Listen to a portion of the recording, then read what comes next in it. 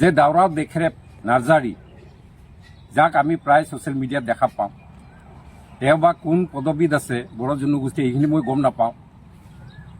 তেওঁ সদায় মুছলমানক বাংলাদেশী বুলি, আদিবাসীসকলক ছত্তীশগড়, ঝাৰখণ্ড বা কোনোবা বেংগল, কোনোবা বিহাৰ, ক'ত মধ্যপ্ৰদেশ বুলি তেখেতে সদায় এটা মানে অভিযোগ কৰি আহিছে।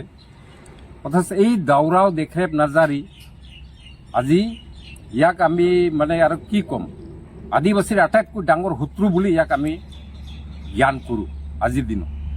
झारखंडनिफ्राय फैनाय, बाहेरनिफ्राय फैनाय मानसि दं होनना बुंदों। नाथाय जों ओरैनो मिथियो जे गोबां मानसिफ्रा बे जायगायाव जायफ्रा दङ बिसोरो बे जायगानि भाषाजों खुनु सोमोन्दो गैया। इभिकसन खालामनांगौ, होखारनांगौ जों बेखौ दाबि खालामदों। आरो बिसोरो जेराव थादों बे जायगायाव दिनै गोबां मावबादि नक्सलबादि मानसिफ्रा दिनै जायगा लानानै दङ। आरो बे मावबादि नक्सलबादि मानसिफ्रानो बे जायगानि थानाय मानसिफोरखौ थुलुंगा होयो। आरो बिसोर थुलुंगा होनायनि थाखायनो दिनै बिसोरो साहस मोनो आरो जायगानि मानसिफोरखौ माने सिगिनाय, जायगानि मानसिखौ गिख्रंथाव मोनसे रुप देखायनाय बेखौ जों दिनै नुनो मोन्दों। যে দাউৰা দেখৰেপ নাৰ্জাৰী যাক আমি প্ৰায় ছ'চিয়েল মিডিয়াত দেখা পাওঁ, তেওঁ বা কোন পদবীত আছে বড়ো জনগোষ্ঠী এইখিনি মই গম নাপাওঁ। তেওঁ সদায় মুছলমানক বাংলাদেশী বুলি, আদিবাসীসকলক ছত্তীশগড়, ঝাৰখণ্ড বা কোনোবা বেংগল, কোনোবা বিহাৰ, ক'ত মধ্যপ্ৰদেশ বুলি তেখেতে সদায় এটা মানে অভিযোগ কৰি আহিছে। অথচ এই দাউৰা দেখৰেপ নাৰ্জাৰী আজি ইয়াক আমি মানে আৰু কি ক'ম, আদিবাসীৰ আটাইতকৈ ডাঙৰ শত্ৰু বুলি ইয়াক আমি জ্ঞান কৰোঁ আজিৰ দিনত। আমি ফৰেষ্ট ডিপাৰ্টমেণ্ট বা BTC প্ৰশাসনকে আমি দায়ী কৰিম।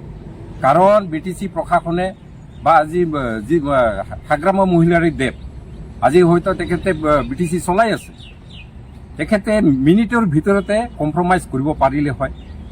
বা ক'ৰবাত যদি অবৈধ বেদখল হৈছে, আমি কোৱা নাই যে ইনকুৱাৰী কৰিব নালাগে। পক্ষপাতিত্বহীন যদি ইনকুৱাৰী হ'ব লাগে তাতে আমাৰ ক'ব লগা একো নাই। কিন্তু আজি তাতে যিসকল নাৰীয়ে মানে অশালীনৰ বুলি হ'ল, আচৰণৰ বুলি হ'ল, তেওঁলোকক আজি ন্যায় দিয়া হোৱা নাই বুলি আজিৰ দিনত আমি দেখা পাইছোঁ। কাৰণ তেওঁলোকৰ পৰা যিখিনি সাক্ষ্য হয় আমি দণ্ডাধীশ পৰ্যায়ৰ এটা তাতে ইনকুৱাৰী বহাইছে আমি জানিব পাৰিছোঁ। আৰু এই দণ্ডাধীশ পৰ্যায়ৰ যিখন মানে তাতে ইনকুৱাৰীৰ কাৰণে যি দায়িত্ব দিয়া হৈছে, আমি হয়তো ইয়াত একেবাৰে মানে লিগেল বা পক্ষপাতিত্বহীন এটা মানে ইনকুৱাৰী হ'ব লাগে, আমি তাকে কামনা কৰোঁ। কিন্তু আজিলৈকেও ফৰেষ্টত যিবিলাক বনকৰ্মী জড়িত, যিসকল নাৰীক অশালীন ব্যৱহাৰ কৰিছিল, সেইসকলক আজিলৈকে কিন্তু কৰায়ত্ব কৰাটো আমি দেখা পোৱা নাই। গতিকে এইটো খুবেই দুৰ্ভাগ্যজনক কথা বুলি আমি ক'ব বিচাৰোঁ। আৰু ভৱিষ্যতে যাতে মানে এনেকুৱা ধৰণৰ ঘটনা নঘটে, ইয়াৰ বাবে আমি প্ৰশাসন বিভাগক অনুৰোধ জনাইছোঁ। যোৱা 17 তাৰিখে BTCৰ চিৰাং জিলাৰ ৰুণিখাটাত যিখন ঘটনা সংঘটিত হ'ল, একচুৱেলি ঘটনাটো খুবেই দুৰ্ভাগ্যজনক। আৰু সেইদিনা আমি ছ'চিয়েল মিডিয়াৰ দ্বাৰা আমি দেখা পালোঁ যে আদিবাসীৰ বৃহৎ এটা মানে সংখ্যা ৰাণীখাটা যিখন মানে ফৰেষ্ট ৰেঞ্জ অফিচ আছে তাতে মানে উদ্বেগজনক ঘটনাটো সংঘটিত হৈছিল। আৰু এই ঘটনাত আচলতে আমি খুব সূক্ষ্ম দৃষ্টিৰে আমি লক্ষ্য কৰি আছোঁ। আৰু তাতে আমি দেখা পাইছোঁ যে 17 তাৰিখত যিখন ঘটনা, 15 তাৰিখত ইতিমধ্যে ৰুণিখাটা যি চিকনাজাৰ উদ্যান আছে, সেই উদ্যানৰ পৰা কিছু আদিবাসী মানুহক ধৰি অনা হৈছিল। আৰু ধৰি অনাৰ পিছত পিছদিনা 15 তাৰিখে তেওঁলোকক ভাত খুৱাবলৈকে তেওঁলোকৰ মানে ঘৰৰ ঘৈণীয়েকহঁতে গৈছিল বা তেওঁলোকৰ ল'ৰা ছোৱালী কিছুমানে গৈছিল যে গোটেই ৰাতিটো ভাত খোৱা নাই, পিছদিনা তেওঁলোকে ভাত খাব লাগে। আৰু সেই মৰ্মে তেওঁলোকক ভাত লৈ যোৱা হৈছিল। আৰু লৈ যোৱাৰ পিছত গোটেই দিনটো তেওঁলোকক মানে খাবলৈ দিয়া নাছিল। কিন্তু আবেলি সময়ত যিসকল মানে কৰায়ত্ব ব্যক্তি আৰু সেইসকলৰ ঘৈণীকসকলক ফৰেষ্ট অফিচত মাতা হৈছিল। মাতাৰ পিছত তেওঁলোকক আচলতে ফৰেষ্ট ডিপাৰ্টমেণ্টৰ কিছুমান কৰ্মীয়ে মানে অশালীন ব্যৱহাৰ কৰিছিল, বিভিন্ন জেগাত তেওঁলোকক মানে টাচ কৰিছিল, মাৰপিট কৰিছিল আৰু পিছত 4জনকৈ মহিলা বেয়াকৈ আঘাতপ্ৰাপ্ত হৈ তেওঁলোকে চিকিৎসাধীন হ'ব লগা হৈছিল।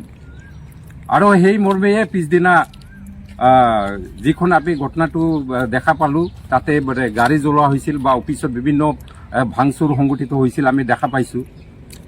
তো এইখিনি আমি ইয়াত এটা কথা আমাৰো ক'ব লগা আছে, যিহেতু যিসকল ফৰেষ্ট কৰ্মী তাতে মহিলাসকলক অশালীন ব্যৱহাৰ কৰিছিল, বিভিন্ন জেগাত তেওঁলোকক টাচ কৰিছিল আৰু সেই মৰ্মে আৰু ঘটনাটো পিছদিনা মানে সংঘটিত হৈছিল।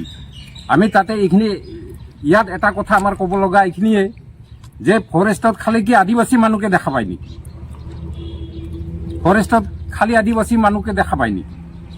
কাৰণ সেইখন অঞ্চলত বিভিন্ন জাতি জনগোষ্ঠী বসবাস কৰি আহিছে, দীঘলীয়া সময়ৰ পৰা তেওঁলোকে বসবাস কৰি আহিছে আৰু কেৱল আদিবাসীবিলাকক লক্ষ্য কৰি তাতে মানে কৰায়ত্ব বা তেওঁলোকক নটিচ ইভিকশ্যন এইবিলাক ব্যৱস্থা কৰি থকা হৈছে। আৰু এইটো ফৰেষ্ট বিভাগৰ এইটো একচুৱেলি এটা পক্ষপাতিত্বমূলক এটা মানে আচৰণ আৰু এইটো আমি দীৰ্ঘদিনৰ পৰা চাই আহিছোঁ। কাৰণ ফৰেষ্টত যে ফৰেষ্ট ডিপাৰ্টমেণ্টে যে কয় আমি ধৰিছোঁ, বিভিন্ন জেগাৰ পৰা আমি অবৈধ যিবিলাকে বেদখল কৰি আছে তেওঁলোকক আমি ধৰি আছোঁ, সেই কথাত আমি আচলতে সন্দেহ প্ৰকাশ কৰিছোঁ। কাৰণ আজি আমাক ফৰেষ্ট ডিপাৰ্টমেণ্টে আমাক শিকোৱাৰ দৰকাৰ নাই বা তেওঁলোকে আমাক মানে কোৱাৰ দৰকাৰ নাই ফৰেষ্টত কিমান মাটি বেদখল হৈ আছে, অবৈধভাৱে কিমান গাঁওবিলাক দখল কৰি আছে, এইবিলাক হয়তো আমাতকৈ হয়তো বেলেগে আৰু নাজানিব পাৰে। কাৰণ একাংশ শ্ৰেণীৰ নাগৰিকক ৰাতিটোৰ ভিতৰতে পাট্টা দিয়াৰ ব্যৱস্থা কৰা হৈছে আৰু একাংশ জাতি জনগোষ্ঠীক তেওঁলোকে প্ৰায় 1960-70 চনৰ পৰা তেওঁলোকে বসবাস কৰি আছে, কিন্তু তেওঁলোকক আজিলৈকেও পাট্টা দিয়াৰ ব্যৱস্থা কৰা হোৱা নাই। এজ এ আদিবাসী হিচাপে ফৰেষ্ট ৰাইট এক্ট 2006 যিখন ইমপ্লিমেণ্ট হ'ব লাগিছিল, আমি যোৱা দিনত আমি দেখা পালোঁ এই আইনখন 17টা বছৰে BPF-এ কাৰ্যকৰা কৰা নাছিল। আৰু এইবুলিও আমাৰ নতুনকৈ অহা 5 বছৰৰ কাৰণে অহা হাগ্ৰামাই এই নতুন ফৰেষ্ট এক্টখন ইমপ্লিমেণ্ট কৰে না নকৰে ইয়াত সন্দেহ প্ৰকাশ আছে। কাৰণ আমি দীঘলীয়া এটা সংগ্ৰামত আমি লিপ্ত আছিলোঁ এটা সময়ত ফৰেষ্ট ৰাইট এক্ট ইমপ্লিমেণ্ট হ'ব লাগে বুলি, কিন্তু আজিলৈকে BTC প্ৰশাসনে ফৰেষ্ট ৰাইট এক্ট আজিলৈকে ইমপ্লিমেণ্ট কৰা নাই, জনোৱা নাই। যিসকলক তাতে ইভেকশ্যন কৰিব বা ধৰি আনিব তেওঁলোককতো মানে কোনো আগতীয়াকৈ ইনফৰমেশ্যন দিয়া নাছিল। অথচ তাতে আৰু লেফ্ট এণ্ড ৰাইট বিভিন্ন তাতে জাতি জনগোষ্ঠীবিলাকে থাকে, তেওঁলোককতো কোনো ইনফৰমেশ্যন নিদিলে ফৰেষ্ট ডিপাৰ্টমেণ্টে, তেওঁলোককতো কৰায়ত্ব নকৰিলে। কেৱল চাওতালীসকলক বা আদিবাসীসকলক টাৰ্গেট কৰি সেইদিনা যে ধৰি আনিলে, সেইটো আমি খুব দুৰ্ভাগ্যজনক আৰু পক্ষপাতিত্বমূলক আচৰণ বুলি আমি ভাবোঁ।